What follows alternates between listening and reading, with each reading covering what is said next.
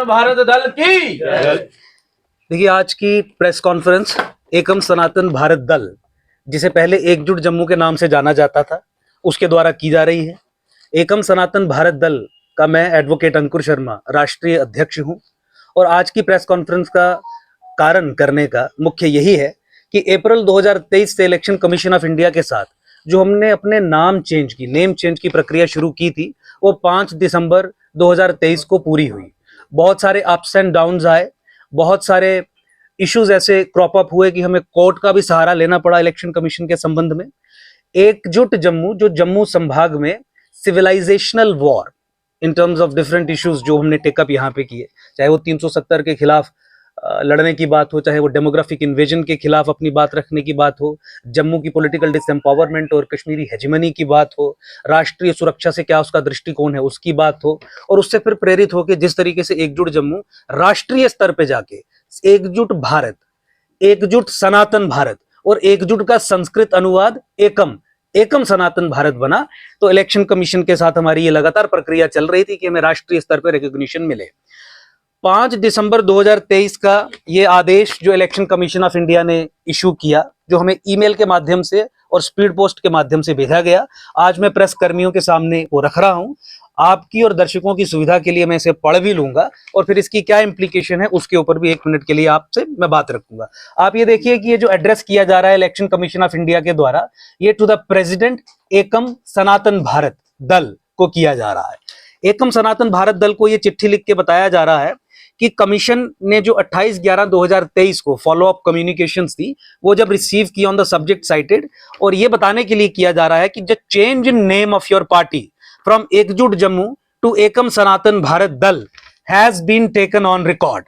तो मैं बहुत बहुत बधाई देता हूं जम्मू संभाग के लोगों को भी, एकम सनातन भारत दल के कार्यकर्ता को भी, एकजुट जम्मू एकम सनातन भारत दल के साथ जो भी जुड़ा रहा उन सभी को भी, आम जनता को भी, पूरे देशवासियों को भी, कि सनातन संस्कृति, सभ्यता और धर्म के सशक्तिकरण के लिए एकम सनातन भारत दल जो political vehicle pan India level पे एकजुट जम्मू का स्वरूप बड़ा करके हमने लॉन्च किया है, उसकी एक सफल शुरुआत हो गई है।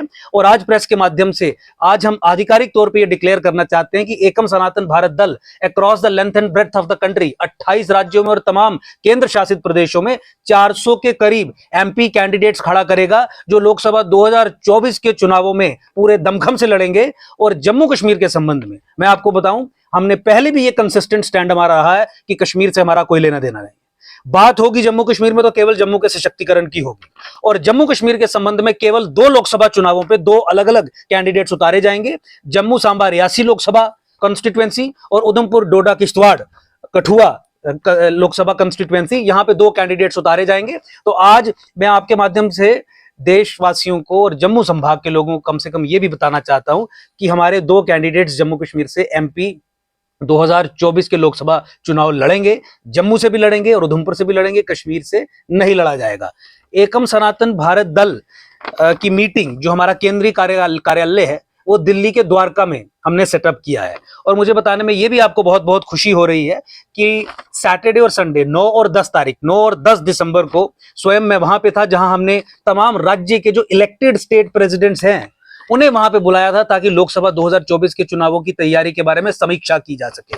मैनिफेस्टो कमेटी हमने जो 40 मेंबर से अधिक की एक कमेटी है उसे कॉन्स्टिट्यूट किया था, जिसे अपनी प्रेजेंटेशन देनी थी, उससे विवरण लिया जा सके। मुझे बताते हुए आपको बहुत खुशी हो रही है कि एकम सनातन भारत दल पूरे देश के लिए, चाहे वो राष्ट्रीय सुरक्षा का मामला हो, चाहे वो फॉरेन पॉलिसी का मामला हो, चाहे वो इंटरनल इश्यूज का मामला हो, चाहे वो विमेन एंड चाइल्ड एम्पावरमेंट की बात हो, छोटे से छोटा विषय और ऊपर से ऊपर का विषय, पेट्रोल के दाम की बात हो, एलपीजी के सिलेंडर की बात हो, किस तरीके से दाम घटाए जाएंगे, टैक्सेशन की बात हो, तमाम विषयों पे अपना एक ऐसा मैनिफेस्टो रखेगी जो देश के लिए एक प्रेरणा का स्रोत बनेगा, हर एक पॉलिटिकल पार्टी के लिए एक प्रेरणा का स्रोत बनेगा।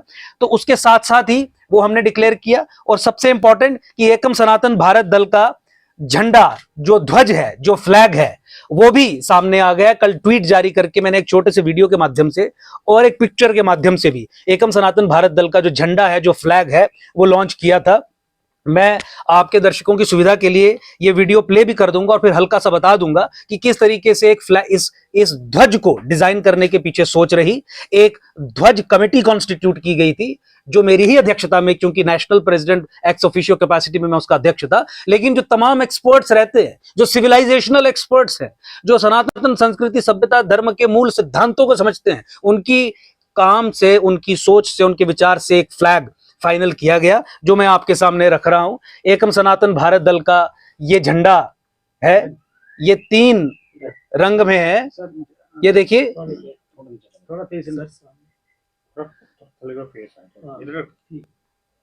ये झंडा एकम सनातन भारत दल का फाइनल किया गया है। ये झंडे में आपको 3 रंग दिख रहे हैं। मैं एक एक चीज का विवरण दूंगा, हल्के से झंडे का विवरण आपको मैं दे दूं। ये झंडा है, मैं ट्वीट के माध्यम से भी और ऐसे भी आपको इसकी कॉपी प्रोवाइड करा दूंगा, लेकिन मैं इस झंडे के बारे में कुछ बताना चाहूंगा पूरे देशवासियों को। एकम का ध्वज 3 रंगों, नीला, लाल और पीले रंग से बना है। आपने देखा, पीला, लाल और नीला 3 रंग हैं इस ध्वज में। ध्वज में संकेत रूप में श्रीहरि के वाहन गरुड़ उपस्थित है। ये जो ब्लू कलर, नीला रंग इसमें है, वो गरुड़ का प्रतीक है, आक्रामकता का प्रतीक है। गरुड़ को पार्टी के संविधान में पार्टी के एम्बलम अर्थात प्रतीक चिन्ह के रूप में सम्मिलित किया गया है। ध्वज पर स्थित गरुड़ ऊंचाई, वेग, लक्ष्य और आक्रामकता का प्रतीक है। इस ध्वज में सनातन धर्म के शैव, नीला रंग शैव संप्रदाय, वैष्णव पीला, शाक्त शक्ति संप्रदाय लाल और गाणपत्य ए जो बना है बीच में एकम का, चारों बड़े संप्रदायों का मूल विचार छुपा हुआ है। देवासुर संग्राम में भगवान विष्णु के नीले, पीले, लाल रंग के ध्वज पर गरुड़ विद्यमान थे। उस युद्ध में भगवान ने कालनेमी का वध किया था। इस ध्वज के रंगों का संयोजन और इसमें छुपे गरुड़ का मूल विचार उसी संग्राम से लिया गया है।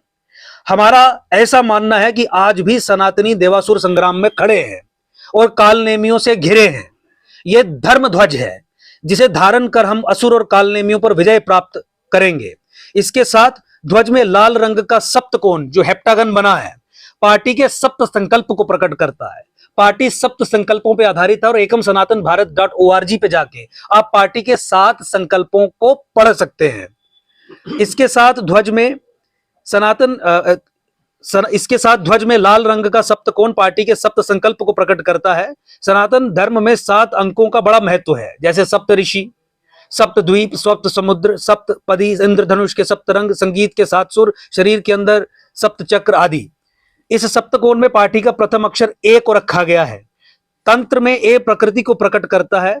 इस ए में विघ्नहर्ता गणेश जी छुपे हैं, जो सभी सनातनियों का विघ्न हर उन्हें जीत दिलाए, ऐसी कामना की गई है। एकम सनातन भारत दल ध्वज समिति का धन्यवाद करता है कि उसने सनातन धर्म, सभ्यता और संस्कृति के मूल विचारों को अपने ध्वज में समाहित किया है।